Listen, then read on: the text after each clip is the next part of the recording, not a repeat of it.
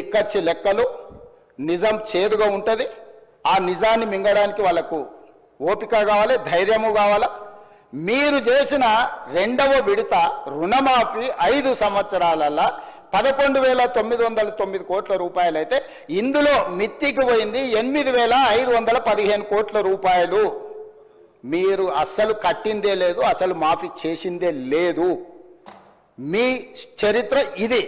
2014 నుంచి 18 December, 2018 December నుంచి 2019 December 7 తారీఖు వరకు, అంటే మా ప్రభుత్వం ఏర్పాటు చేసే వరకు మీరు చేసిన రుణమాఫీ ఇది. ఇక మా వరకు వస్తే అధ్యక్ష, ఎందుకంటే తెలంగాణ వచ్చినాక 3 విడతలుగా రుణమాఫీ జరిగింది అధ్యక్ష. 14 నుంచి 18, 18 నుంచి 23, 23 నుంచి 24, ఒక సంవత్సరంలో 10 ఏళ్లలో వాళ్ళు చేసిన రుణమాఫీ మిత్తిలు తీసేస్తే గుడుసున్న అవుతుంది అధ్యక్ష. మొదటిసారి 16,000, రెండోసారి 11,000, అంటే దాదాపుగా 10 ఏళ్లలో వాళ్ళు 27,000 కోట్ల రూపాయలు చేసిర్రు అధ్యక్ష. వాళ్ళు చేసిన ఒక 5-10 కోట్లు అక్కడ ఇక్కడ వేసుకుంటే 27,000 కోట్లు వాళ్ళు చేసిర్రు అధ్యక్ష. ఇక మా ప్రభుత్వం ఏం చేసింది, మన ప్రభుత్వం ఏం చేసింది అధ్యక్ష? ఈ లెక్క చెప్పాలి కదా. మరి ఇప్పుడు నేను ఈ లెక్క చెప్తేనే కదా వాళ్ళకు వాస్తవాలు, వాళ్ళకు కానీ ప్రజలకు కానీ తెలిసేది.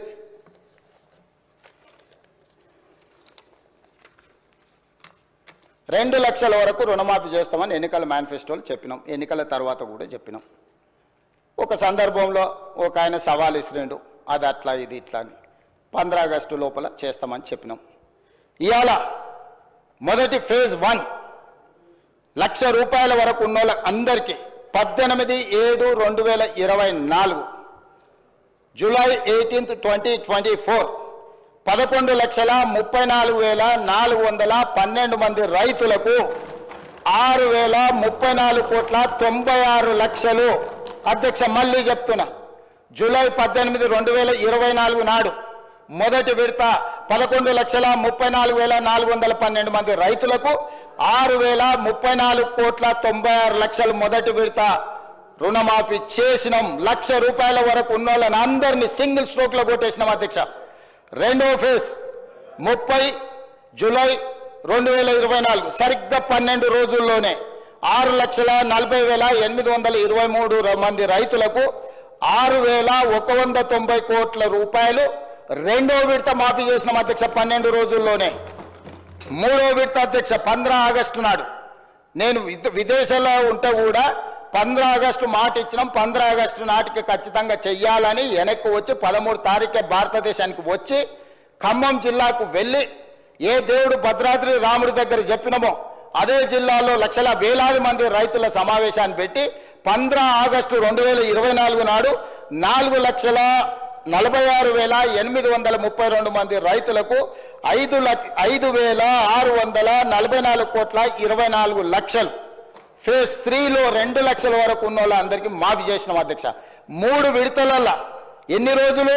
సరిగ్గా 27 రోజుల్లో 3 విడతలలో 17,869 కోట్ల 21 లక్షల రూపాయలు 3 విడతల్లో 27 రోజుల్లో 2 లక్షల రూపాయల వరకు రుణమాఫీ చేసిన చరిత్ర ఈ భారతదేశంలో స్వతంత్రం వచ్చినప్పటి నుంచి ఇంక్లూడింగ్ కాంగ్రెస్ పాలిత రాష్ట్రాలలో కూడా చేయనంత గొప్ప రుణమాఫీ తెలంగాణ రాష్ట్రంలో మన ప్రభుత్వం ప్రజా ప్రభుత్వం చేసింది అధ్యక్ష. దీన్ని అభినందించాలి కదా అధ్యక్ష. మేం చెయ్యలేకపోయినాము, మేం వైఫల్యం చెందినాము, మీరు ఒక మంచి పని చేసిండ్రు, ఈ మంచి పనిని రైతులకు మేలు జరిగిందని అభినందించి వాళ్ళు ఏదైనా సూచన చేసినుంటే తప్పకుండా ప్రతిపక్షంగా వాళ్ళకి గౌరవం దక్కేది అధ్యక్ష. ఇదే కాకుండా కొంతమందికి రాలేదు, కొంతమంది నష్టపోయారు, కొంతమంది అంటే సాంకేతికంగా, నేను ఆ రోజు చెప్పిన సాంకేతికంగా ఏదన్నా లోపాలు ఉన్నా, బ్యాంకర్స్ మాకు సమాచారం అందించే దాంట్లో ఏదన్నా వ్యత్యాసం ఉన్నా తప్పకుండా వాటిని కూడా మళ్ళీ సర్దిద్దుకుంటాం. మాకు ఎలాంటి భేషజాలు లేవు, ఈ రైతులను ఆదుకోవడమే మా లక్ష్యము.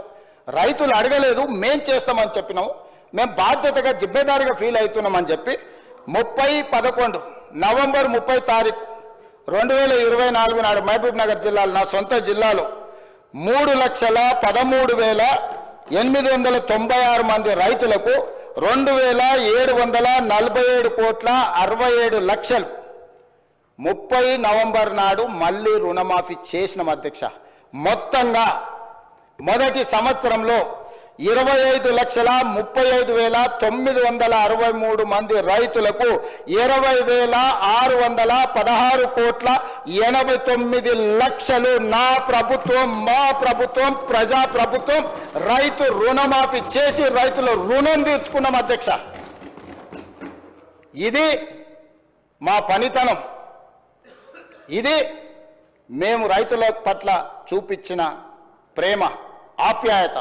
ఈ రైతు ఎవరు అధ్యక్ష? మా కుటుంబం, మా తండ్రులు, మా తాతలు, మా ముత్తాతలు వ్యవసాయం చేసి భూమిని నమ్ముకొని ఈ భూమిలోనే పుట్టి ఈ భూమిలోనే కలిసిన మా కుటుంబాల కోసం మేము చేసిన పని అధ్యక్ష. ఇది మేము గొప్పతనం అనుకుంటలేం, మా బాధ్యత అనుకుంటున్నాం. ఇది ఒక భావోద్వేగం అధ్యక్ష. ఇది ఉద్యోగం లాంటి పని కాదు. వాళ్ళకి ఎవ్రీథింగ్ ఈజ్ ట్రాన్సాక్షనల్. వాళ్ళకి ప్రతిదీ వ్యాపారం, లావాదేవీలు ఇచ్చిపుచ్చుకోవడమే, వచ్చిందంతా పోయిందంతా వాళ్ళ వ్యవహారం. మేము అట్లా కాదు అధ్యక్ష. రైతు అంటే మాకు ఒక అనుబంధం, ఒక బంధం, మా కుటుంబం, మాది భావోద్వేగం అధ్యక్ష ఈ రైతు రుణమాఫీ. అందుకే అన్ని ఆపి నిజంగానే ఇదే రుణమాఫీ నేను 5 ఏళ్ల తర్వాత చేస్తే ఈ 21,000 కోట్ల రూపాయలకు 50,000 కోట్లు అయితే అధ్యక్ష పెరిగి. ఎందుకు మిగతా అన్ని కూడా కడుపు కట్టుకొని మిగతా కొన్ని అభివృద్ధి కార్యక్రమాలు కూడా ఆపుకొని ఈ రైతులకు ఎందుకు మొదటి సంవత్సరంలోనే వస్తేనే ఎందుకు రుణమాఫీ మీద పెట్టినా అంటే ఇప్పుడే రుణమాఫీ చేస్తే రైతు నెత్తి మీద మిత్తిల భారం పడదు అధ్యక్ష. అందుకోసం నేను రైతులను మిత్తిల నుంచి కాపాడి రైతుని ఆదుకోవాలని, రైతు అంటే మేమంటే రైతు అని, రైతును రాజుగా చూడాలని, వ్యవసాయం దండగ కాదు వ్యవసాయాన్ని పండుగ చేయాలనే ఉద్దేశంతో 20,616 కోట్ల 89 లక్షల రూపాయలు రుణమాఫీ చేసి ఈ సభలో నిటారుగా నిలబడి ఈరోజు ప్రజలకు మేము జవాబిస్తున్నాం అధ్యక్ష. వీళ్ళకి కాదు అధ్యక్ష. ఏంది వీళ్ళకి జవాబు చెప్పేది? వీళ్ళకి ఏమైనా బాధ్యత ఉందా? వీళ్ళకి ఏమైనా బరువు ఉందా? బాధ్యత ఉందా? ఎట్లా వ్యవహరించడం మీరు చూసిరు కదా అధ్యక్ష పైనుంచి. వీళ్ళ మమ్మల్ని అడిగేది? వీళ్ళకి అర్హత ఉందా? ఇంకా ఎస్ఎల్బిసిలో మీరు 40,000 కోట్లు వచ్చింది, లేకపోతే ఇంత ఉంది అంత ఉంది అంటారు. కరెక్ట్, అక్కడికే వస్తాం. మీరు చేసిన పాపం పుట్టలాగా పెరిగి అది మా నెత్తి మీదకి వచ్చింది. 2014 నుంచి 2023 వరకు 10 ఏళ్ళు మీరు ఎగదొబ్బిందంతా తడిసి మోపెడై తట్టెడై అప్పుల భారం నెత్తి మీద పడి అవన్నీ కలిపితే ఇక్కడికి వచ్చింది. కానీ మేము ఇచ్చింది ఏ డేట్ నుంచి అధ్యక్ష? మేము మా బాధ్యత తీసుకున్నప్పుడు మేము క్లియర్గా ఒక డేట్ మెన్షన్ చేసినాం అధ్యక్ష. 11/12/2018 నుంచి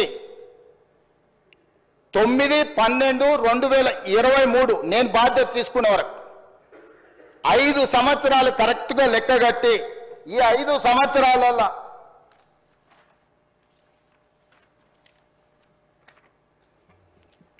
12th December 2018 to 9th December 2023 సరిగ్గా ఈ 5 సంవత్సరాల మధ్యలో రైతులు తీసుకున్న లోన్లను మాత్రమే పరిగణలోకి తీసుకున్నాం. జీవోలు అదే చెప్పినాం అధ్యక్ష. వాళ్ళు ఎగబెట్టింది ఉమ్మడి రాష్ట్రంలో పెండింగ్ ఉన్నది, 2014 నుంచి 2018 వరకు తీసుకున్న పెండింగ్ ఉన్నాయి, లేకపోతే వాళ్ళు మిత్తిలు కట్టకుండా వదిలేసినాయి. ఇవన్నీ లెక్క కడితే రైతుల ఎస్ఎల్బిసి బ్యాంక్ ఏం చెప్తుంది అధ్యక్ష? టోటల్గా రాష్ట్రంలో ఉన్న రైతుల కమతాలు, రైతుల యొక్క ఖాతాల నెంబర్ చెప్పి ఆ రైతుల నుంచి మాకు ఎంత బకాయిందో టోటల్గా చెప్పారు అధ్యక్ష. ఆ టోటల్ నుంచి 12 డిసెంబర్ 2018 నుంచి 9 డిసెంబర్ 2023 వరకు ఈ 5 సంవత్సరాలలో ఎంతమంది రైతులకు ఎంత బకాయి ఉందో ఆ వివరాలు ఇవ్వండి అని చెప్పి ఆ వివరాలు తీసుకొని మేము రుణమాఫీ చేసినాం అధ్యక్ష. ఇప్పుడుగా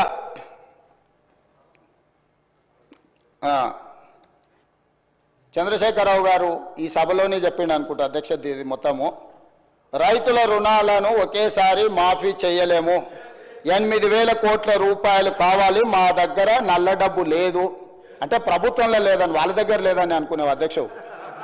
స్విస్ బ్యాంకు కూడా అప్పియగలిగినంత శక్తి వచ్చింది అధ్యక్ష.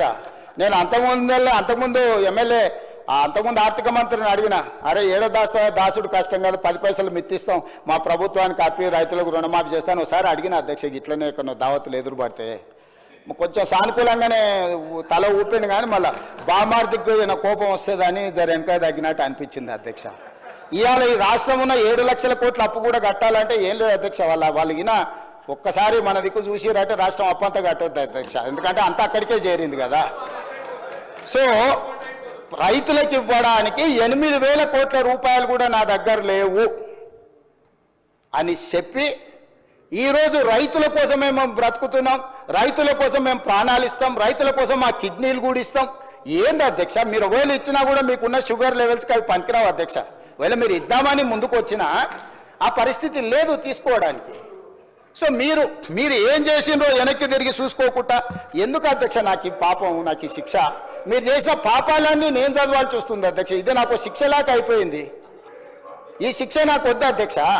నేనేమంటున్నా అంటే నేను ఒక పాజిటివ్ దృక్పథంతో ముందుకు వెళ్ళాలనుకుంటున్నా. కాబట్టి దయచేసి రుణమాఫీ చేస్తే సరిపోతుందా? జీతాలు పింఛన్లు ఇవ్వద్దా?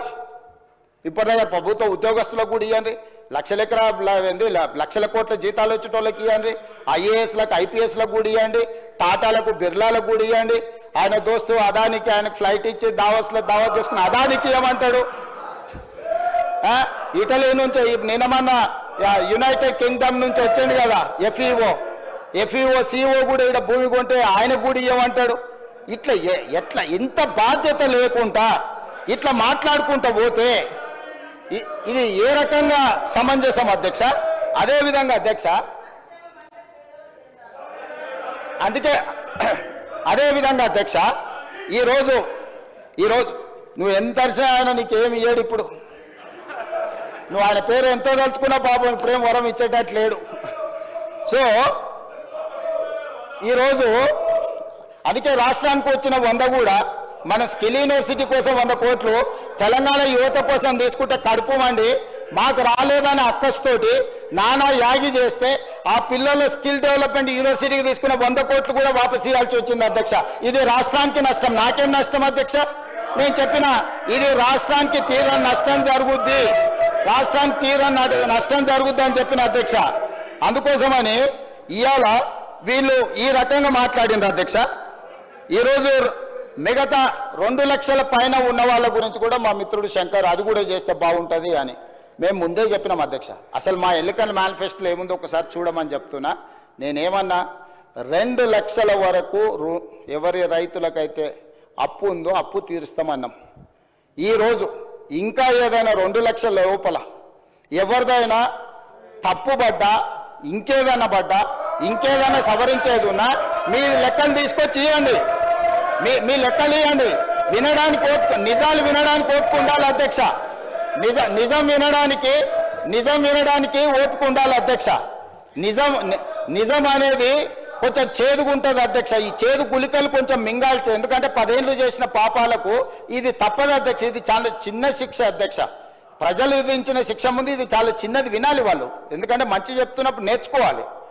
అదేవిధంగా అధ్యక్ష ఇక అప్పుల గురించి పదే అప్పులు ఇట్లా తెచ్చారు, అప్పులు అట్లా తెచ్చారు, మేము తెచ్చిన అప్పులు అదే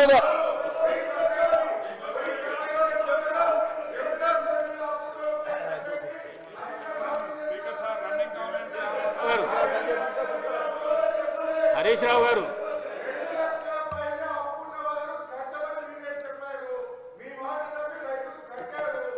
గారు అధ్యక్ష మీకు అవకాశం వచ్చినప్పుడు అధ్యక్ష నేను మళ్ళీ తమరి ద్వారా చెప్తున్నా, మాట తప్పని మడమ తిప్పని రాజకీయ పార్టీ కాంగ్రెస్ పార్టీ.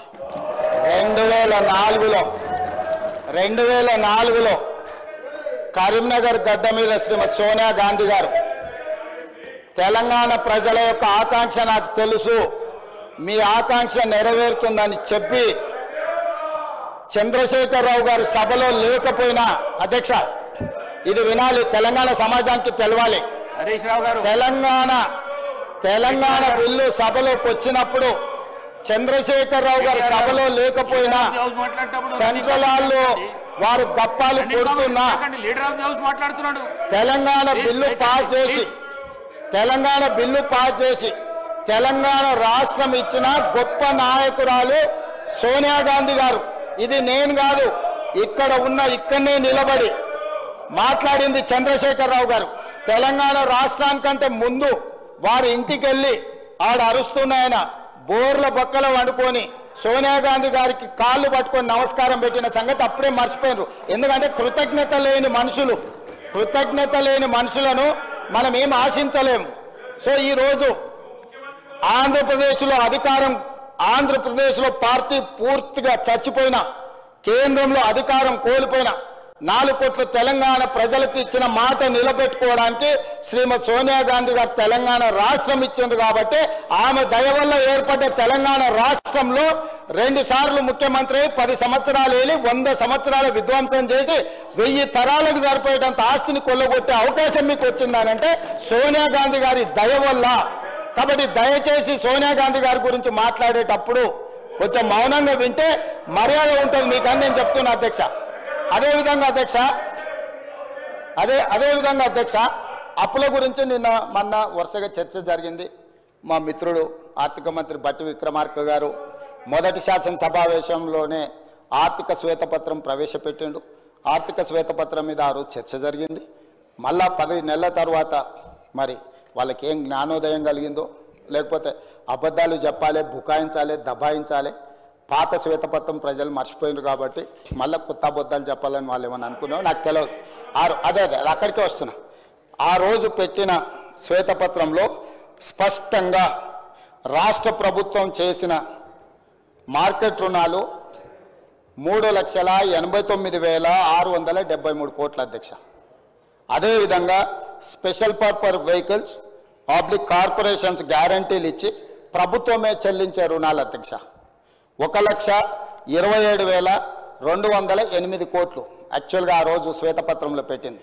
కానీ వాస్తవానికి అవి 1,29,243 కోట్ల అధ్యక్ష. అంటే దాదాపుగా 2,000 కోట్లు ఇక్కడ లెక్కలోకి రాలేదు అధ్యక్ష. అదేవిధంగా ప్రభుత్వ గ్యారంటీతో కార్పొరేషన్లు తీసుకున్న రుణాలు కానీ కార్పొరేషన్లే చెల్లిస్తాయనేది ప్రభుత్వం చెప్పిన మాట అధ్యక్ష. అవి ఒక 95,462 కోట్ల అధ్యక్ష. అదేవిధంగా ఏ గ్యారంటీ లేకుండా వివిధ కార్పొరేషన్లు తీసుకున్న రుణాలు 59,414 కోట్ల రూపాయలను పెట్టారు అధ్యక్ష. టోటల్గా ఆ రోజు శ్వేతపత్రం పెట్టినప్పుడు 6,71,757 కోట్ల రూపాయలు అప్పులు అని చెప్పి బట్టి విక్రమార్క గారు ఆనాడు ఆర్థిక శ్వేతపత్రాన్ని ఈ సభలో ప్రవేశపెట్టి దాని మీద సుదీర్ఘమైన చర్చ జరిగింది. అందరు సభ్యులు చెప్పిండ్రు, బయట కూడా ప్రశంసలు అందుకున్నాం, సభను బాగా నడిపారు, అందరికి అవకాశం ఇచ్చిండ్రు అని. ఎందుకంటే నిజాలు వాస్తవాలు ప్రజలకు తెలవాలి కాబట్టి చర్చ చేసింది. ఇవి కాకుండా ఆ రోజు ఈ లెక్కలో చెప్పని ఏంటి అధ్యక్ష అంటే వీళ్ళు పనులు చేయించుకొని బకాయిలు పెట్టి, అంటే ఇప్పుడు సర్పంచులు ధర్నాలు చేస్తారు, ఆ సర్పంచులకు ఎన్నికలలో వాళ్ళని ఉపయోగించుకుందామని వాళ్ళకి శాంక్షన్స్ ఇచ్చి వాళ్ళతో పనులు చేయించి వాళ్ళ బిల్లులు ఇవ్వకుండా పెండింగ్ పెట్టినాయి. హాస్టల్స్లలో SC ST BC minority welfare హాస్టల్స్లో పిల్లలకు బకాయిలు పెట్టినాయి. అదేవిధంగా ఫీజు రియంబర్స్మెంట్లు బకాయిలు పెట్టినాయి. అదేవిధంగా రాజీవ్ ఆరోగ్యశ్రీలో పేదల వైద్యానికి బకాయిలు పెట్టినాయి. ముఖ్యమంత్రి రిలీఫ్ ఫండ్ నుంచి రిలీజ్ చేయకుండా పెట్టిన బకాయిలు. ఇవే కాకుండా వాళ్ళు కమిషన్లు కొట్టేసి ఒప్పందాలు చేసి వదిలేసిపోయిన కాళేశ్వరం, పాలమూరు రకరకాల సాగునీటి ప్రాజెక్టులు, అదేవిధంగా టిమ్స్ నిమ్స్ హాస్పిటళ్ళు కట్టడానికి తీసుకొచ్చిన ఆ కాంట్రాక్టర్ల బకాయిలు, ఇవన్నీ లెక్క కలిపితే 40,154 కోట్ల రూపాయలు కాంట్రాక్టర్ల బకాయిలు కూడా మాకు ఇచ్చారు అధ్యక్ష. టోటల్ కలిపితే 7,11,911 కోట్ల రూపాయలు 7 డిసెంబరు 2023 నాడు మాకు ఇది ఇచ్చిపోయినారు అధ్యక్ష. మాజీ ఆర్థిక మంత్రి ఒక వాదన ఏంది, ఉమ్మడి రాష్ట్రంలో 72,000 కోట్ల రూపాయలు, అదేవిధంగా కార్పొరేషన్స్కి ఒక 11,000 కోట్ల రూపాయలు కౌంటర్ గ్యారెంటీలు ఉన్నాయి. ఈ 83,000 కోట్లు 84,000 కోట్లు మా ఖాతాలో రాయొద్దు అన్నాడు. అదే చెప్తా అది కూడా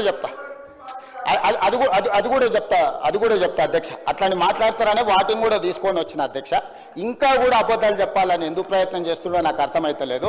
సో అధ్యక్ష మేమేమన్నాము, మేము అధికారంలోకి వచ్చే నాటికి ఉమ్మడి రాష్ట్రంలో దాదాపుగా 58 సంవత్సరాలు 15-16 మంది ముఖ్యమంత్రులు, ఇంతకుముందు మా జూపల్లి గారు చెప్పినట్టు వాళ్ళందరూ కలిసి 60 సంవత్సరాలు దాదాపుగా పరిపాలన చేసి 16 మంది ముఖ్యమంత్రులు కలిసి చేసిన అప్పు 72,000 కోట్లయితే ఒక వ్యక్తి, ఒక్క కుటుంబము, ఒక్క పార్టీ 9.5 సంవత్సరాలు పరిపాలించి 6 లక్షల అంటే ఆ 72,000 కోట్ల వేల ఈ 7,11,000 కోట్ల నుంచి ఆ 72,000 కోట్లు తీసేస్తే కూడా అధ్యక్ష 6,36,40,000 కోట్ల రూపాయలు వీళ్ళు అప్పులు తీసుకొచ్చారు అధ్యక్ష.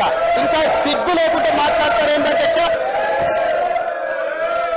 అంటే ఒక్క వ్యక్తి, ఒక్క కుటుంబము, ఒక్క పార్టీ 9.5 సంవత్సరాలు పరిపాలించడానికి అవకాశం ఇస్తే 6,30,000 కోట్ల రూపాయల అప్పు వాళ్ళు చేస్తే, కాంగ్రెస్ పార్టీ పరిపాలించిన 60 ఏళ్ళు తెలుగుదేశం కూడా మా ఖాతాలనే కలిపితే 16 మంది ముఖ్యమంత్రులు కలిసి చేసిన అప్పు ఎంత అధ్యక్ష?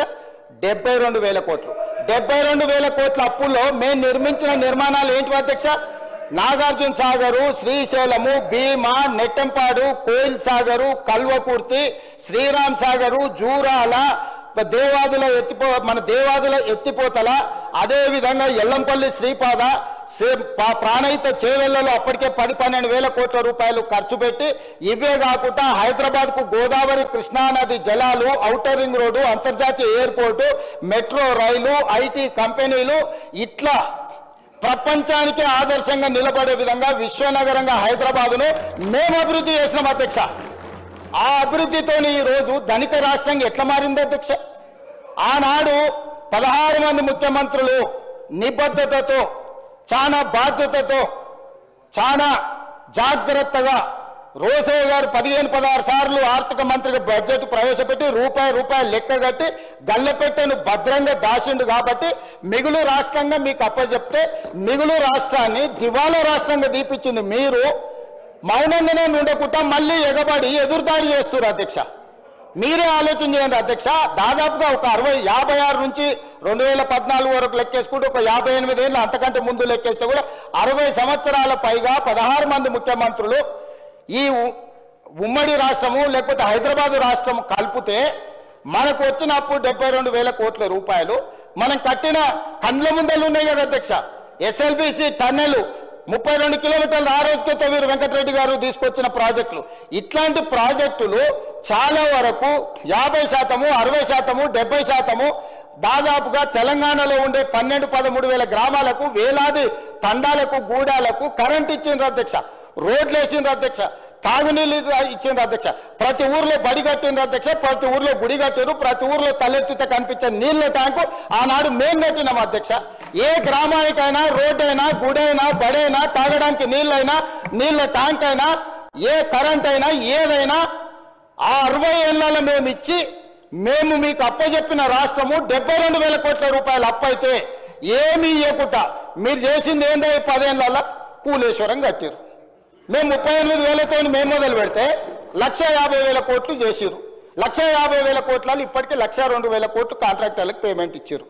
ఎన్ని ఎకరాలకు నీళ్ళు ఇచ్చిండ్రో తెలుసా అధ్యక్ష? కాళేశ్వరం శ్వేతపత్రం ప్రవేశపెట్టిన ఉత్తమ్ కుమార్ రెడ్డి గారు 50,000 ఎకరాలకు నీళ్లు ఇచ్చారు అధ్యక్ష. కాళేశ్వరం నుంచి 1,02,000 కోట్ల రూపాయలకు కాంట్రాక్టర్లకు బిల్లులు చెల్లించిన ఘనత వహించిన కూలేశ్వరం అందించిన నీళ్లు నికరంగా 50,000 ఎకరాలు.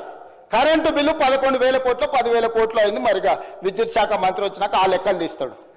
అంటే ఆ 50,000 ఎకరాల పండించిన పంట కరెంటు బిల్లు కూడా సరిపోదు అధ్యక్ష. రైతుకి ఇచ్చుడు ఇచ్చిపెట్టు, రైతుకు కనీస మద్దతు ధర కానీ రైతుకు బోనస్ ఇచ్చిపెట్టు.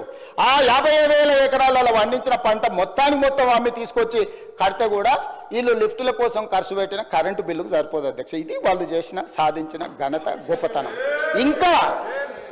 ఇంకా బుకాయించడము, దబాయించడము, ఎదురుదాడి చేయడము, స్పీకర్ స్థానం మీద దాడి చేయడము, ఏమి బెదిరింపు రాజకీయాలు ఎంతకాలం నడుస్తాయి అధ్యక్ష? ఇట్లనే బెదిరిస్తే నిజాం ఏమైంది అధ్యక్ష? కాసిం రిజ్వీ ఏమైంది అధ్యక్ష? గిట్లనే చేస్తే ఎక్కడికి పోయారు బ్రిటిషర్స్? ఎక్కడికి పోయారు అధ్యక్ష? గిట్లనే చేస్తే ఏంటి అధ్యక్ష ఇది? అధ్యక్ష అందుకే నేనేమంటున్నా, మిత్రుడు ఇంకో మాట చెప్పిండు, మీరు వచ్చిన 11 నెలల్లో 1,27,000 కోట్ల రూపాయలు అప్పు చేసిండని చెప్పిండు మిత్రుడు. సంతోషం. లెక్క నుంచి అన్నదేని ఆయన సోర్స్, ఆయన ఇష్టం. ఆయన సోర్స్ ఏందని నేను అడుగుతలేను. నేను ఆయన సోర్స్ ఏందని అడుగుతలేను. నేను వారికి అప్పచెప్పినప్పుడు ఒక్క నిమిషం ఓపిక పట్టురు. నిన్న రోజుల కొద్ది మీరు మాట్లాడిన ఒక్క మాట కూడా నేను మాట్లాడలే. నేను ఇయ్యలే. నేనేమంటున్నా అంటే గుడ్ ఆయన ప్రవేశపెట్టిన మొత్తం కాగితాల యొక్క స్పిరిట్ అర్థం చేసుకుంటే మీరు ఇట్లా వితండవాదం చేయకపోయి ఉండేటోళ్ళు. 1,27,000 కోట్ల రూపాయలు అప్పు చేసినామని వారు చెప్పిండ్రు అధ్యక్ష. వారు చెప్పిందే మనం వాస్తవం కింద తీసుకుందాం. వారు చేసిన అప్పు, వారు ఇచ్చిపోయిన అప్పు 7,11,000 కోట్ల రూపాయలు వారు ఇచ్చింది. అదేవిధంగా మేము చేసిన అప్పు 1,27,000 కోట్ల రూపాయలు. రెండు కలిపితే రాష్ట్రం అప్పు ఎంత ఉండాలి అధ్యక్ష? రెండు కలిపితే రాష్ట్రం అప్పు 8,38,911 కోట్లు ఉండాలి అధ్యక్ష. డిసెంబర్ 7, 2023 నాడు ప్రభుత్వాన్ని మాకు వారు అప్పగించినప్పుడు ఉన్న అప్పు, కాంట్రాక్టర్ల బిల్లులు కావచ్చు, కార్పొరేషన్ల పేర్ల మీద తీసుకున్న లోన్లు కావచ్చు, ఎఫ్ఆర్బిఎం పరిధిలో తెచ్చిన అప్పు కావచ్చు, అన్ని లెక్క కడితే 7,11,911 కోట్ల అధ్యక్ష. అదేవిధంగా మేము చేసిన అప్పు, హరీష్ రావు గారు మేము చేసినామని చెప్తున్న అప్పు 1,27,000 కోట్ల రూపాయలు. ఈ రెండు కూడితే 8,38,911 కోట్ల రూపాయలు అప్పు కావాలి అధ్యక్ష. అంతే కదా? మరి ఇవాళ రాష్ట్ర ప్రభుత్వం యొక్క అప్పు, రాష్ట్ర ప్రభుత్వం ఈ రోజు 18/12/2023 అంటే ఇవాళ 20 తారీఖు వచ్చినాం, 2 రోజులను తీసేస్తే 18/12/2023 నాడు ఈ రాష్ట్ర ప్రభుత్వం మీద ఉన్న అప్పు 7,22,788 కోట్లు. నేను అధికారికంగా ఈ సభలో లెక్క చెప్తున్నా. 18/12/2023 నాటికి తెలంగాణ రాష్ట్రంలో అన్ని 24 18/12/2024 అంటే 2 రోజుల క్రితం వరకు తెలంగాణ రాష్ట్రం మీద ఉన్న అప్పు 7,22,788 కోట్లు. నేను ఇప్పుడు తమరి ద్వారా వారిని అడుగుతున్న అధ్యక్ష, మేము 1,27,000 కోట్ల రూపాయలు అప్పు చేసి రాష్ట్ర ప్రజల నెత్తి మీద మేము మోపితే ఆ అప్పు 8,38,000 పైచిలుకు కోట్ల రూపాయలు ఉండాలి. 8,38,911 కోట్లు ఉండాలి. కానీ ఈరోజు రాష్ట్ర ప్రభుత్వం మీద ఉన్న అప్పు 7,22,000 కోట్ల రూపాయల 788 కోట్ల రూపాయలు ఉంది అధ్యక్ష. మరి మిగతా 1,20,000 కోట్లు, దాదాపుగా 1,00,000 కోట్లు ఎక్కడికి పోయినాయి అధ్యక్ష? ఎక్కడికి పోయినాయి? వాళ్ళు చేసిన అప్పు అసలు మిత్తి కట్టడానికి మేము ప్రభుత్వాన్ని అప్పచెప్పినప్పుడు ప్రతి నెల రాష్ట్ర ప్రభుత్వానికి ఉన్న సంవత్సరానికి భారము అప్పులు కట్టాల్సింది 6,500 కోట్లు. ఇవాళ వాళ్ళు మాకు అప్పచెప్పేటప్పటికి ప్రతి నెల 6,500 కోట్లు. ఆనాడు సంవత్సరానికి చెల్లించాల్సిన కిస్తు ఈ రోజు ప్రతి నెల చెల్లించాల్సి వస్తుంది. 1,27,000 కోట్ల రూపాయల అప్పులు తెచ్చి మేము గజ్వేల ఫామ్ హౌజులు కట్టుకోలే, జన్వాడల ఫామ్ హౌజులు కట్టుకోలేదు, మోయినాబాద్ల ఫామ్ హౌజులు కట్టుకోలేదు, లేకపోతే ధరణిలో మేము భూములను కబ్జా పెట్టుకోలే. ఎక్కడికి పోయినాయి అధ్యక్ష?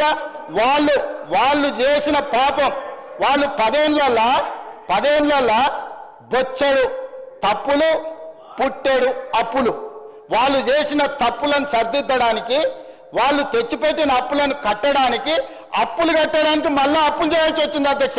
వాళ్ళు చేసిన అప్పులకు మిత్తిలు కట్టాలంటే మళ్ళీ బ్యాంకులో పోయి తేవాల్సి వచ్చింది అధ్యక్ష. ఇవాళ మేము ఎన్ని 1,00,000 కోట్లు తెచ్చినా, 1,27,000 కోట్లు తెచ్చినా వాళ్ళు పెట్టిన పాపం, వాళ్ళు పెట్టిన పాపాల పుట్టను తిరిగి చెల్లించడానికి తల తాకట్టు పెట్టి ఈరోజు మేము పేద రైతులకు ఈరోజు రైతు భరోసానో, లేకపోతే వారు కోరుకుంటున్న కౌలు రైతులకో, ఇంకొకరికో, లేకపోతే మహిళలకు ఇస్తున్న డబ్బులు ఎందుకు ఇవ్వలేకపోతున్నాం అధ్యక్ష? ఫీజు రియంబర్స్మెంట్ ఎందుకు సమయానికి ఇవ్వలేకపోతున్నాం? హాస్టళ్ల బిల్లులు ఎందుకు సమయానికి మేము కట్టలేకపోతున్నాం? ఎందుకు తులం బంగారము కళ్యాణ లక్ష్మి షాది ముబారక్లో ఇవ్వలేకపోతున్నాం? ఇవన్నిటికీ ఉన్న ఆదాయం మొత్తం, తెస్తున్న అప్పులు మొత్తం వాళ్ళు చేసిన పాపాలకు చెల్లించడానికి పోతుంది అధ్యక్ష.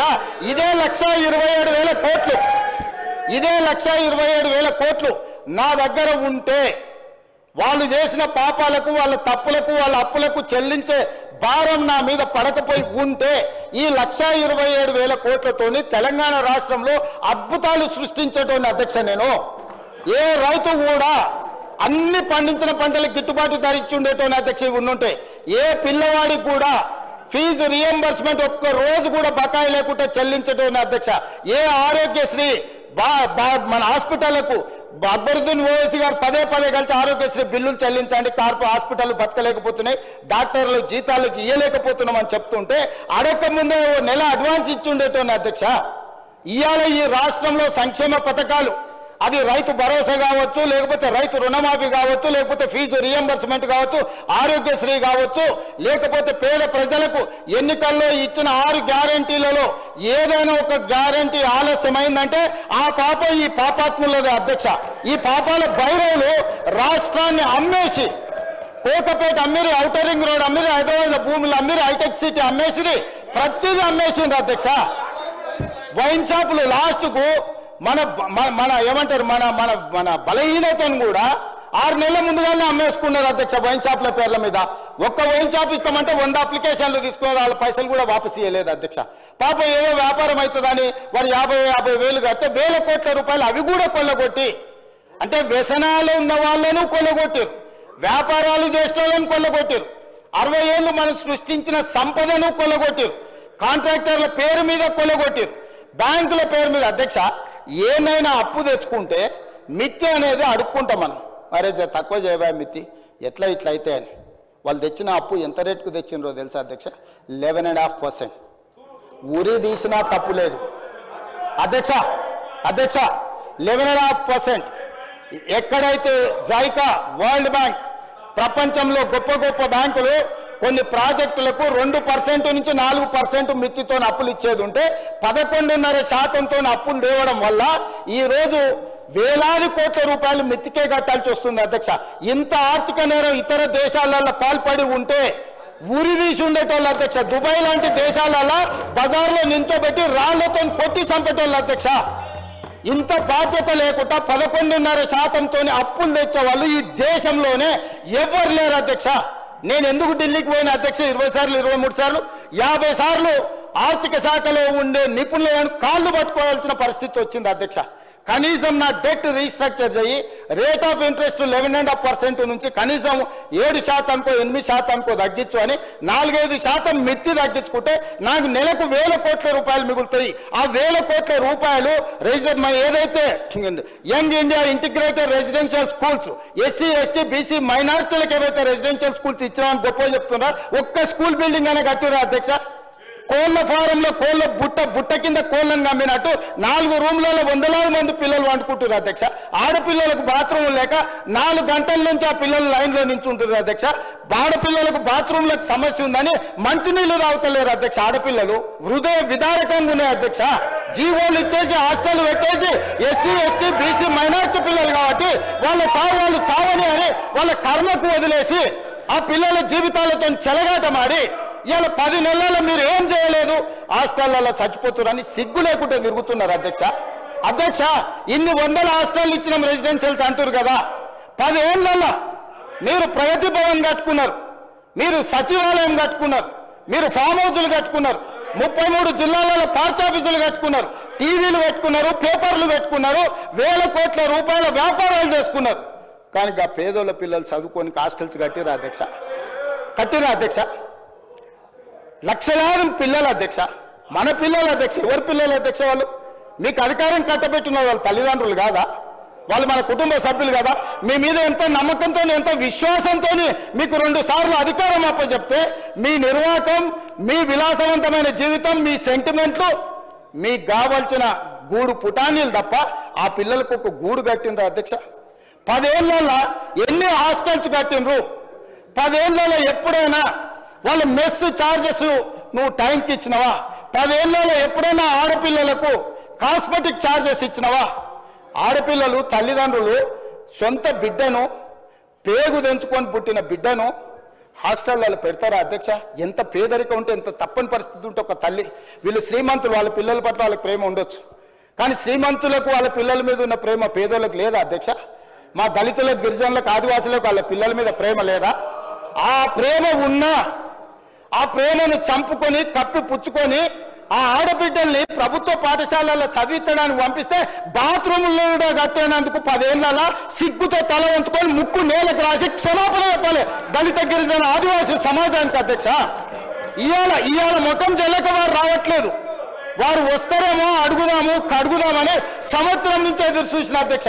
ఇవాళ సందర్భం వచ్చింది కాబట్టి ఈ అంశాలన్నిటినీ నేను ప్రస్తావిస్తున్నా అధ్యక్ష.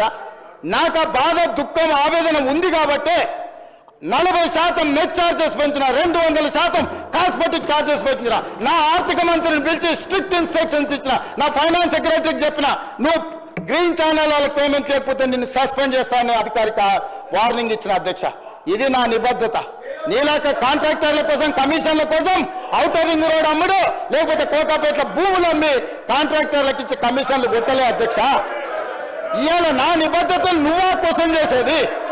మీ స్థాయి ఎంత, మీరెంత నా గురించి మాట్లాడడానికే? ఇవాళ పరిపాలన మీద నాకా మీరు చదువు చెప్పేది? 10 ఏళ్ళు సర్వనాశనం చేసి, రాష్ట్రాన్ని తాకట్టు పెట్టి, రాష్ట్రాన్ని బొందలగడ్డ వేసి, 56 లక్షల మంది స్టూడెంట్ జీవితాలతో చెలగాటమాడి, పోటీ పరీక్షలు పెట్టకుండా, బడులు జరపకుండా, 10వ తరగతి పరీక్షలు నిర్వహించలేని సన్నాసులు, 12వ తరగతి పరీక్షలు పేపర్లు దిద్దలేని సన్నాసులు, పబ్లిక్ సర్వీస్ కమిషన్ క్వశ్చన్ పేపర్ల లీకులు మీరా వచ్చి నాతో మాట్లాడేది అధ్యక్ష. అందుకే అధ్యక్ష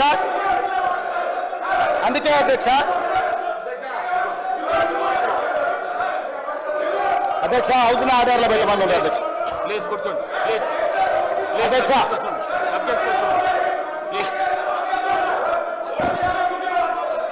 అధ్యక్ష ఇంతకుముందే అధ్యక్ష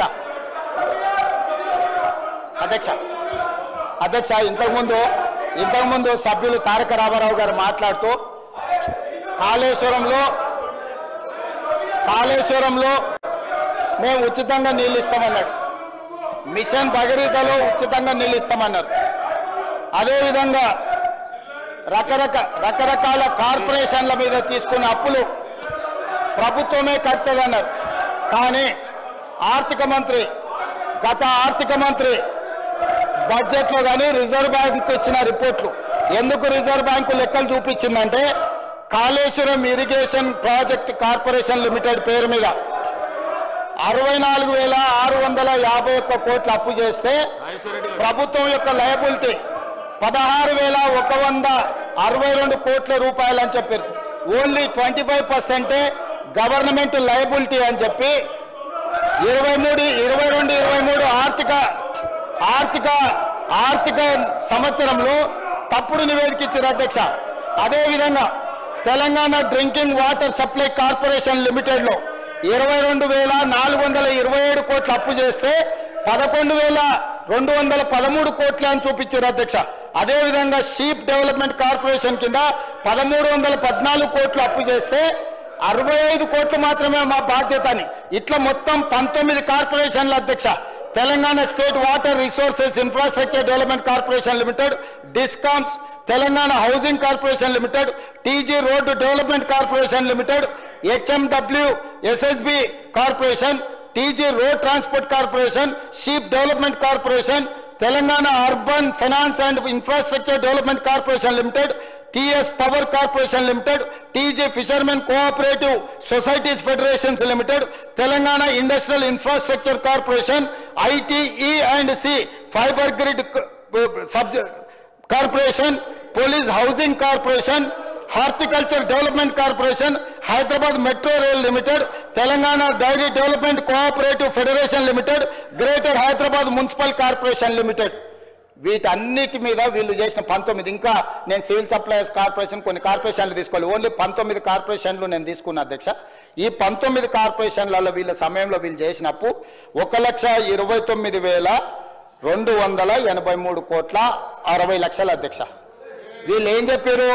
ఇవన్నీ వాళ్ళే కట్టుకుంటారు, మాకేం బాధ్యత లేదు, ఇందులో ఒక దాంట్లో 5%, ఇంకో దాంట్లో 25%, ఇంకొక దాంట్లో 50% మాత్రమే ప్రభుత్వం బాధ్యత.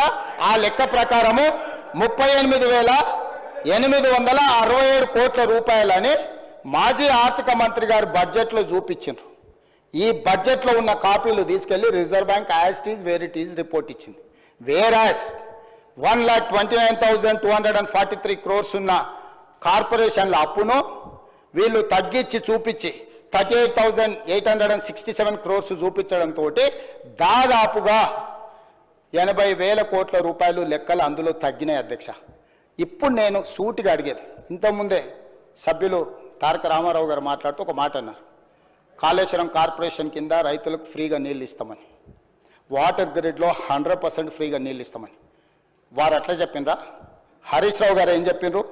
ఇందులో 75% వసూలు చేస్తామని రాసిండు అధ్యక్ష. 25% ప్రభుత్వం బాధ్యత, 75% ఆ 25% దీని నుంచి. అదేవిధంగా డ్రింకింగ్ వాటర్లో 50% వసూలు చేస్తామని రాసింది అధ్యక్ష. అదేవిధంగా అదేవిధంగా షీప్ డెవలప్మెంట్ కార్పొరేషన్లో 95% వసూలు చేస్తామని అడిగింది అధ్యక్ష. మా బీర్ లైలే ఈయన ఉన్నాడు. మా గొర్రె కాపరులకు ఏదైతే ఈ పథకం ఇచ్చిండ్రో, గొర్రెల బర్రెల పథకంలో 100% ఫ్రీగా అని వాళ్ళు చెప్పారు. వాళ్ళు కొంత ఫీజు కట్టుకుంటే మిగతాది వీళ్ళు ఇచ్చేది ఏదైతే ఫండ్ ఉందో, ఇక్కడ 95% గొర్రె కాపరుల నుంచి వసూలు చేస్తామని ఇక్కడ రాసిండ్రు అధ్యక్ష. అదేవిధంగా అధ్యక్ష, తెలంగాణ అర్బన్ ఫైనాన్స్ ఇన్ఫ్రాస్ట్రక్చర్ అంటే ఇక్కడ చేసే దాంట్లో 5% మాత్రమే వసూలు చేస్తాం, 5% మాత్రమే స్టేట్ గవర్నమెంట్ కడతాం, మిగతా మొత్తం మేము వాళ్ళు ఎవరైతే ఉపయోగించుకుంటారో వాళ్ళ దగ్గర. అంటే ఈరోజు ప్రభుత్వానికి ఇంకా ఎక్కువ అప్పులు చేసుకోవడానికి దొంగ లెక్కలు రాసి ప్రభుత్వానికి ఇంకా అప్పులు చేసుకోవడానికి వెసులుబాటు ఉందని ఇంకొక 1,00,000 కోట్లు మళ్ళా అప్పులు తెచ్చి అత్యధిక వడ్డీతో తెచ్చి వాటిని కూడా కొల్లగొడదామని కుట్రతోని దొంగ లెక్కలు చూపించి, పాపం చంద్రశేఖరరావు గారు కూడా ఈయన కంటే ముందు ఆర్థిక మంత్రి ఉన్నాడు, పాపం ఆయన ఉన్నట్టు చూపించిండు. ఆయన దొంగ లెక్కలు చూపించాలి. యువతలు ఏం లెక్క ఉందో ఈ పట్టికలు ఉన్నదే చూపించండి. ఆయన అంతకంటే ముందు పోయిన ఆయన ఆ వెనకాల ఉన్న ఆయనకు చాలా మంచి మిత్రుడు కేసులు ఇచ్చి బయటికి తోలిండు కదా, ఆయన పేరు ఈటెల రాజేందర్ కూడా ఈ దొంగ లెక్కలు చూపించలేదు అధ్యక్ష. పాపం ఆయన కూడా ప్లెయిన్గా ఉన్నట్టు చూపించండు. ఈటెల రాజేందర్ 5 ఏళ్ళు, చంద్రశేఖరరావు గారు 1 సంవత్సరం, 6 సంవత్సరాలు నేను చెప్పిన 1,29,000 కోట్ల ప్రకారం రాష్ట్ర ప్రభుత్వం అప్పులు తెచ్చిందని రిజర్వ్ బ్యాంకుకు బడ్జెట్లో పెడితే, ఘనత వహించిన ఈ పెద్ద మనిషి వచ్చి దీన్ని తగ్గించి 38,000 కోట్లకు చూపించి ఈయన వ్యవహారం ఎట్లుందంటే క్వశ్చన్ పేపర్ ఈయనే తయారు చేసిండు, పరీక్షలు ఈయననే రాసిండు, పరీక్షల పేపర్లు ఈయననే దిద్దిండు. నాకు సన్మానించాలి. 100కి 110 మార్కులు వచ్చినాయి నాకు అని. అయ్యా నువ్వే రాస్తేవి, నువ్వే ఇస్తేవి, నువ్వే బడ్జెట్లో పెడతావి, గదే రిజర్వ్ బ్యాంకు తీసుకుని రిజర్వ్ బ్యాంకు గదే ప్రింట్ చేసి దాని కింద మళ్ళీ ఇట్లా వితండవాదం చేస్తారని సుక్క పెట్టి కింద పెట్టారు. నా సోర్సు తెలంగాణ స్టేట్ బడ్జెటే సోర్సు అని చెప్పి నువ్వు ఇచ్చిన సోర్సు, నువ్వు ఇచ్చిన దొంగ లెక్కలు, నువ్వు ఇచ్చిన తప్పుడు లెక్కలు రిజర్వ్ బ్యాంకు తీసుకొని లెక్కలు రాస్తే మళ్ళీ అది తీసుకొచ్చి సభలో పెట్టే సూచన రిజర్వ్ బ్యాంకు నాకు సర్టిఫికెట్ ఇచ్చింది, నాకు మెడల్ ఇచ్చింది, నన్ను మీరు సన్మానిస్తారా లేదా? ఇప్పుడు ఈ సభలో నాకు నిలువెత్తు సన్మానం చేసి అదేదో నిలువు మన సమ్మక్క సార్ లెక్క లేదు చేస్తారు కదక్క. ఆయనకు నిలువెత్తు బంగారంతో సన్మానం చేయమని వచ్చి ఆడ నిలబడ్డాడు అధ్యక్ష. హైట్ కూడా తక్కువ లేడు, ఒకవేళ అట్లా చేద్దామన్నా. అంటే నేను అడిగేది ఏంటి అధ్యక్ష అంటే, మీరు ఇచ్చిన తప్పు లెక్కలు మీరు ఎంతకాలము తప్పుదో పట్టిస్తారు, ఇంకెంతకాలం ప్రజల్ని మోసం చేస్తారు, అబద్ధాల లెక్కలతో ఎంతకాలం ఈ ప్రజల్ని మభ్యపెడతారు? నిజాలు ఇప్పటికైనా గ్రహించండి. నా రిక్వెస్ట్ ఒక్కటే, ఏం మించిపోలే, 10 ఏళ్ళు మీరు ప్రభుత్వాన్ని నడిపినారు, ప్రజలు మాకు అవకాశం ఇచ్చారు, మమ్మల్ని ఊపిరి తీసుకొని అప్పులేడునే తప్పులేడునే మమ్మల్ని చూడనియండి, సర్దుకొనియండి. మమ్మల్ని అసలు కూడ తీసుకోకముందే, చేతులు కాళ్ళు దగ్గరికి తీసుకోకముందే ఎట్లనే చేసి రెక్కలు ఇరిసేయాలి, వీళ్ళని ఎట్లనే చేసి వీళ్ళని బద్నాం చేయాలి, వీళ్ళని ఎట్లా చేసి పని చేయనియొద్దు.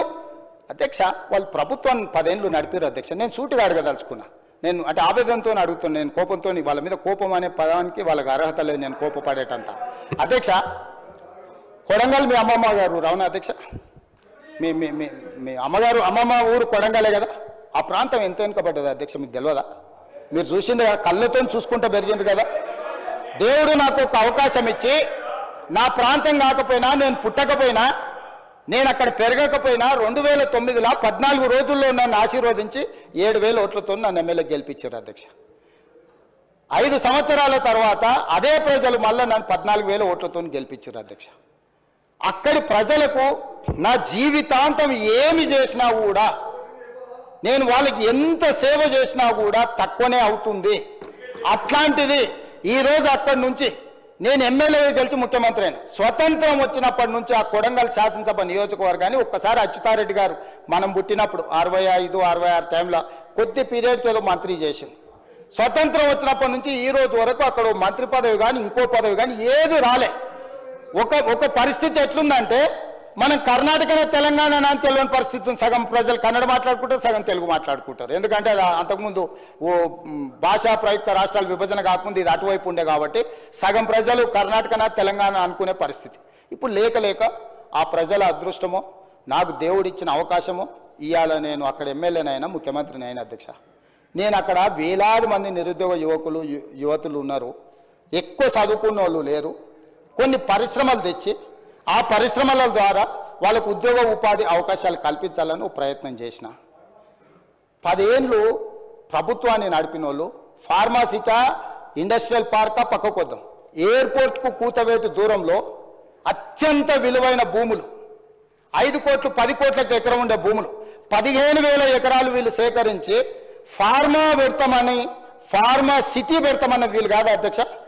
హైదరాబాదు నగరం పక్కన ఎయిర్పోర్ట్కి కూతవేటు దూరంలో అత్యంత విలువైన భూములలో వీళ్ళు ఫార్మా కంపెనీలకు కోట్ల రూపాయల భూములను లావాదేవీలు చేసుకొని అగ్గొక్క ఇచ్చి ఇక్కడ వీళ్ళు ఫార్మా పెట్టొచ్చంట.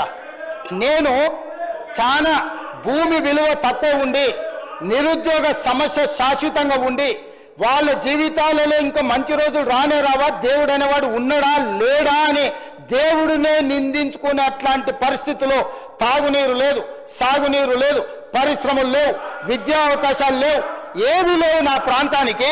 అధ్యక్ష, నేను ఒక మెడికల్ కాలేజ్ తీసుకుంటే తప్పు పడతారు, నేను ఒక ఇంజనీరింగ్ కాలేజ్ తీసుకపోతే తప్పు పడతారు, నేను ఒక పాలిటెక్నిక్ తీసుకుంటే తప్పు పడతారు, నేను ఒక ఐటీఐ తీసుకుంటే తప్పు పడతారు, నేను 2 జూనియర్ కాలేజీలు తీసుకుంటే తప్పు పడతారు, నేను 4 రోడ్లకు నిధులు తీసుకుంటే కొడంగల్కే తీసుకుపోతామని తప్పు పడతారు. నేను ఒక 1300 ఎకరాలల్లా ఎంత అధ్యక్ష?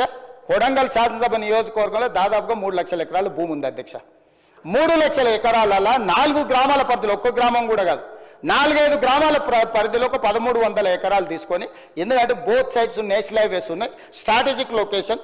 ఈ 1300 ఎకరాల పరిశ్రమలు పెడితే ఓ 25,000 మందికో 50,000 మందికో ఉద్యోగ ఉపాధి అవకాశాలు వస్తే వాళ్ళ ఉద్యోగాలతో పాటు ఆ చుట్టుముట్టు కొంత అభివృద్ధి జరిగితే నా ప్రజలకు మేలు జరుగుతుంది.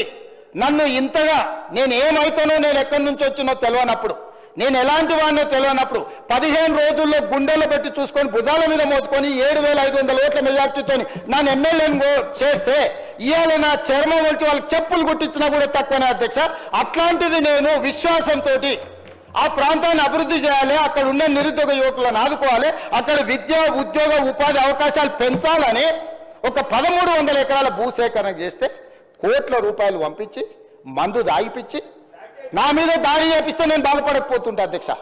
నాకు ఇది కొత్త కాదు, ఎన్ని రకాల దాడులు చేసిండో మనం చూసినాం. కానీ అధికారులు అధ్యక్ష, అధికారులు ఏం పాపం చేసిండ్రు అధ్యక్ష? అధికారులు ప్రభుత్వం ఇచ్చే ఆదేశాలను అమలు చేస్తారు.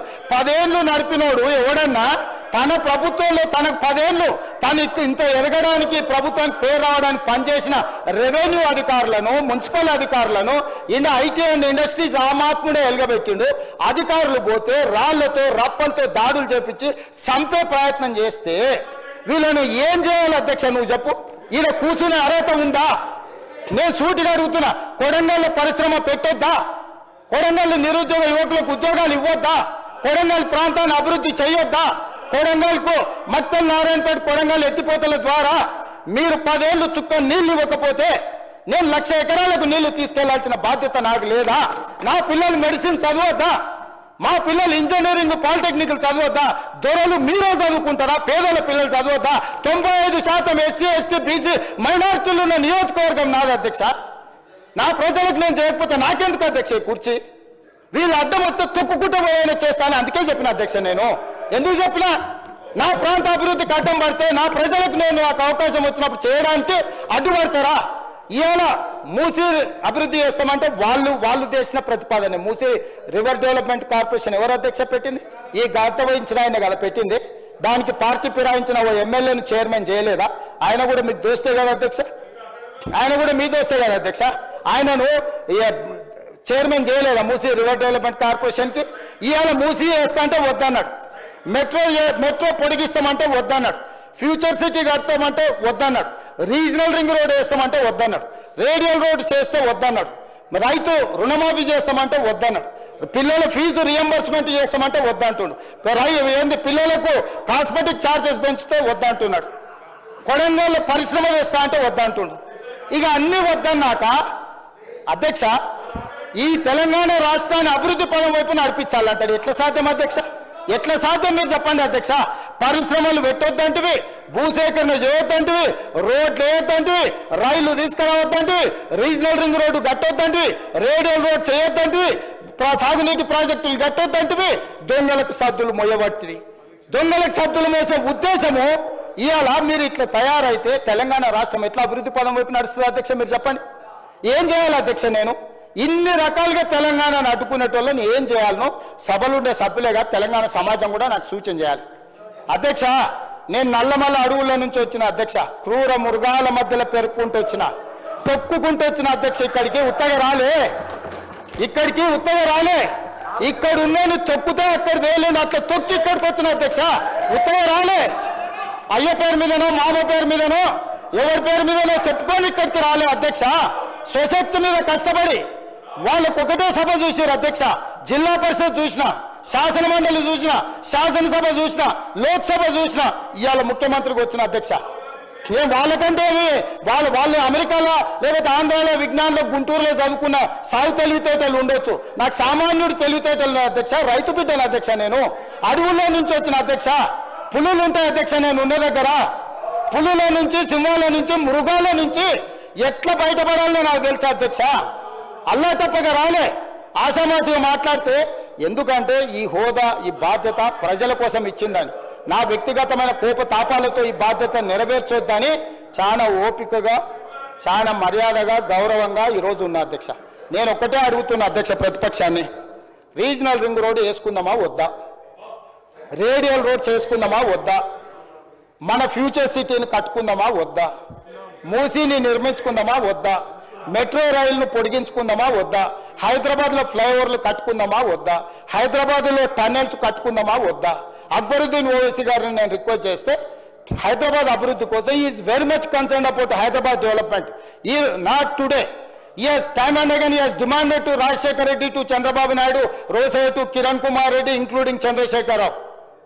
But the then government, they never reacted on old city development. I have told clearly, this is not old city, this is original city. I have to develop original city. That is what my commitment, that is what I am doing. So, ఒక సభ్యులు వారితోని వారి యొక్క London నుండి యాదృచ్ఛికంగా నేను request చేసి తీసుకెళ్ళి మనం ప్రపంచ దేశంలో జరిగిన అభివృద్ధిని చూసి మన రాష్ట్రాన్ని, మన నగరాన్ని మనం ఎట్లా అభివృద్ధి చేసుకుందాం ప్రయత్నం చేస్తామని సహకారం అడిగిన అధ్యక్ష. మన టీంను పంపించిన సౌత్ కొరియా చూసి రాపోండి అని, వాళ్ళ ఎమ్మెల్యేలను ఆబ్సెంట్ చేయించిండు ఒత్తిడి చేసి. నేను ఆల్ పార్టీ కమిటీ పంపించిన అధ్యక్ష, నేను నా ఎమ్మెల్యేలను పంపించాలి, అధికారులను పంపించిన. ఎందుకంటే ఇతర దేశాలలో జరిగిన అభివృద్ధిని చూడడం ద్వారా దుబారా తగ్గించడం ఎట్లా, ప్రపంచంతో పోటీ పడడం ఎట్లా అనే దాంతో నేను కొన్ని దేశాలు తిరిగి వచ్చిన. తమరు చూసి వచ్చారు, south Korea council chairperson Sukhender Reddy గారు చూసి వచ్చిండ్రు, ఎమ్మెల్యేలు పోయి వచ్చిండ్రు. వాళ్ళ ఎమ్మెల్యేలు పోతామంటే ఆఖరి నిమిషంలో వాళ్ళని పోవద్దని ఒత్తిడి చేసి వాళ్ళని పోనీయలేదు అధ్యక్ష. నేను ఒకటే అడుగుతున్నా అధ్యక్ష, ఏం బుద్ధి ఇది అధ్యక్ష? ఏం బుద్ధి ఇది మంచిదా తెలంగాణ రాష్ట్రానికి? ఇందుకోసమైనా తెలంగాణ రాష్ట్రం సాధించుకున్నది, ఇందుకోసమైనా 1200 మంది విద్యార్థులు ప్రాణాలు త్యాగం చేసి అమరులై తెలంగాణ రాష్ట్రం సాధించుకుంటే, ఆ సాధించుకున్న తెలంగాణను అభివృద్ధి చేసుకునే సోయి మనకు లేకపోతే, సోయున్నోడు చేస్తుంటే కాళ్ళలో కట్టబెట్టి అడ్డం పడి ఇట్లా చేస్తే ఈ దుర్మార్గులను తెలంగాణ సమాజం క్షమిస్తుంది అధ్యక్ష? మీరు చెప్పండి. ఈ ఆర్థిక ఉగ్రవాదులను తెలంగాణ సమాజం ఎంతకాలం భరించాలని నేను అడుగుతున్నా అధ్యక్ష. అందుకే అధ్యక్ష ఈరోజు రైతు భరోసా రైతుల కోసము, నగర అభివృద్ధి, ఉద్యోగాలు చేసుకున్న విద్యార్థుల కోసము, విద్యను పెంపొందించడము, సాంకేతిక నైపుణ్యము, young India skills university, young India sports university, young India integrated residential schools, ఇవన్నీ వినూత్నమైన ఆలోచనలు. మీరు స్పోర్ట్స్ స్టేడియంలు గతంలో కడితే దేనికి ఇచ్చిండు అధ్యక్ష? సన్బర్న్ పార్టీలకు ఇచ్చిండు అధ్యక్ష, డ్రగ్స్ తీసుకునే పార్టీలకు ఇచ్చిండు అధ్యక్ష. సిగ్గులేదు అధ్యక్ష. స్టేడియం క్రీడల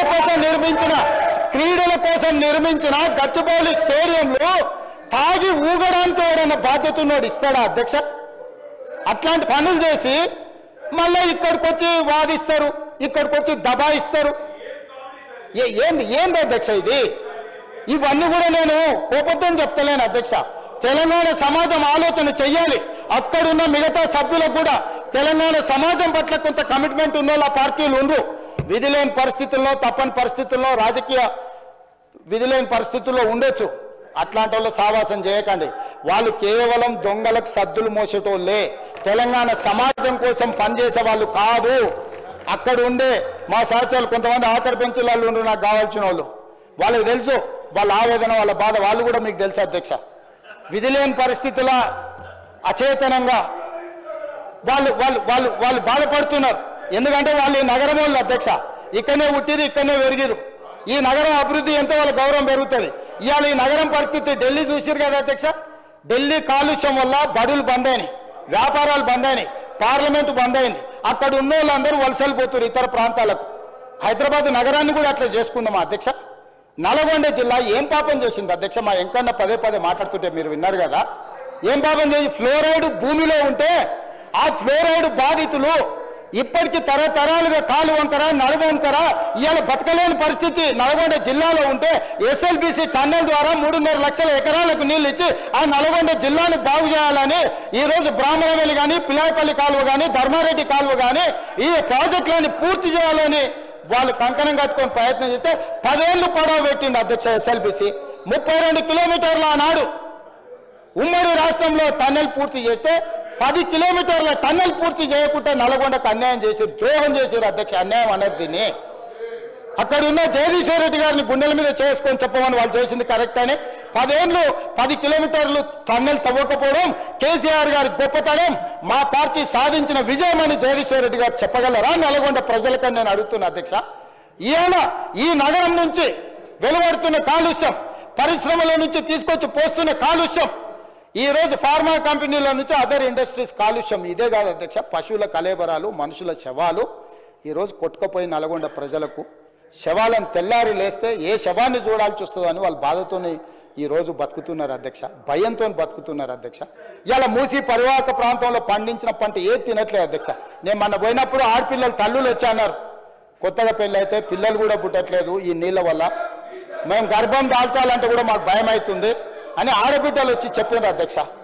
మూసి ప్రక్షాళన చేస్తాము, మూసిలో ఒక మంచి నీళ్లు నల్గొండ జిల్లాకు పంపుదాము, ఆ నల్గొండ జిల్లా దేవుడు ఒకవేళ వాళ్ళకి శాపం పెట్టినా ఆ శాపాన్ని మనం కష్టపడి కడుక్కుందాం అని అంటే మూసి గట్టొద్దు, ఎట్లా కడతావో నేను చూస్తా అంటాడు అధ్యక్ష.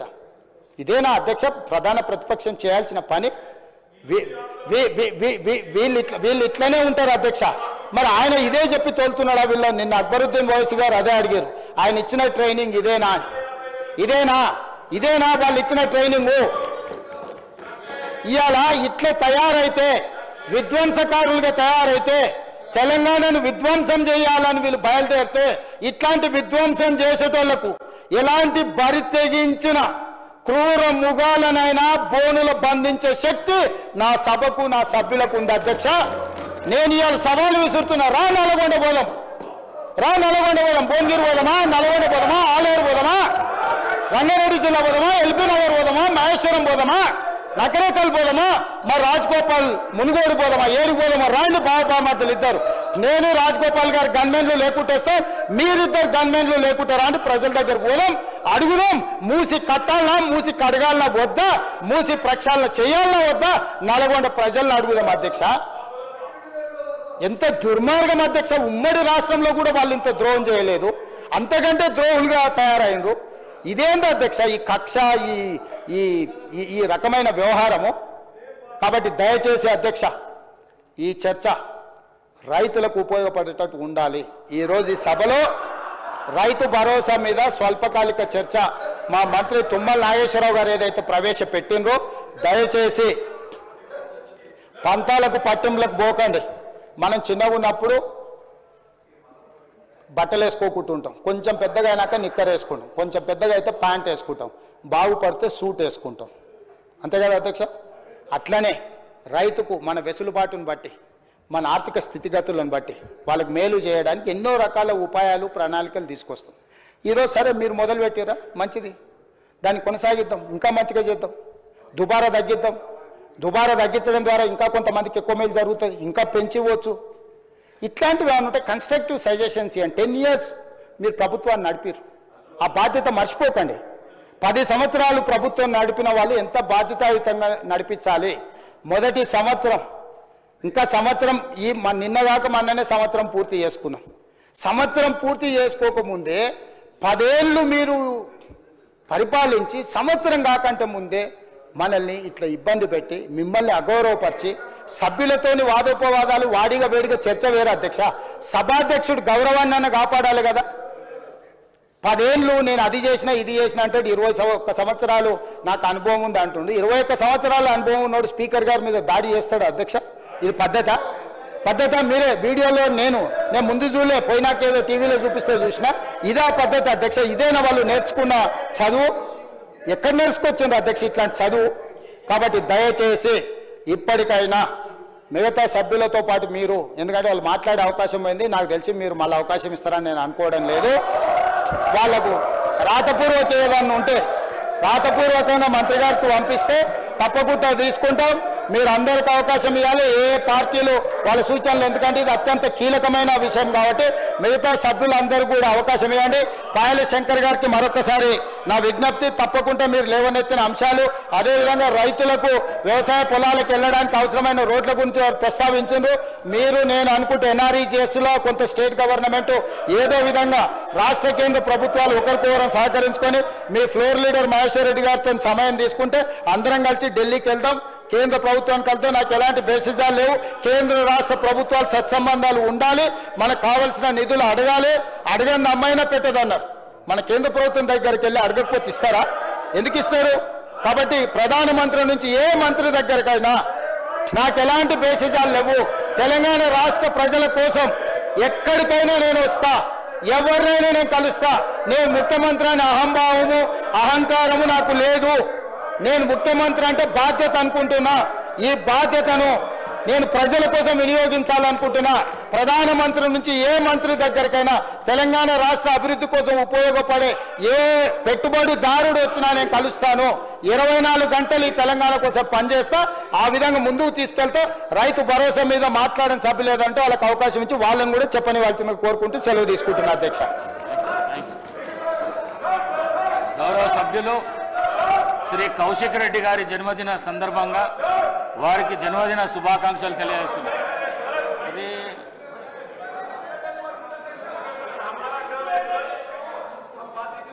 ఆపుతారు మళ్ళొకసారి చదువుతా, మీరు వినలేరు. గౌరవ సభ్యులు శ్రీ కౌశిక్ రెడ్డి గారి జన్మదిన సందర్భంగా వారికి జన్మదిన శుభాకాంక్షలు తెలియజేస్తూ రెస్పెక్టెడ్ అక్బరుద్దీన్ ఓవైసీ గారు. Honorable Speaker, sir. Sir, I thank you very much for giving me this opportunity, sir, to participate in the short discussion.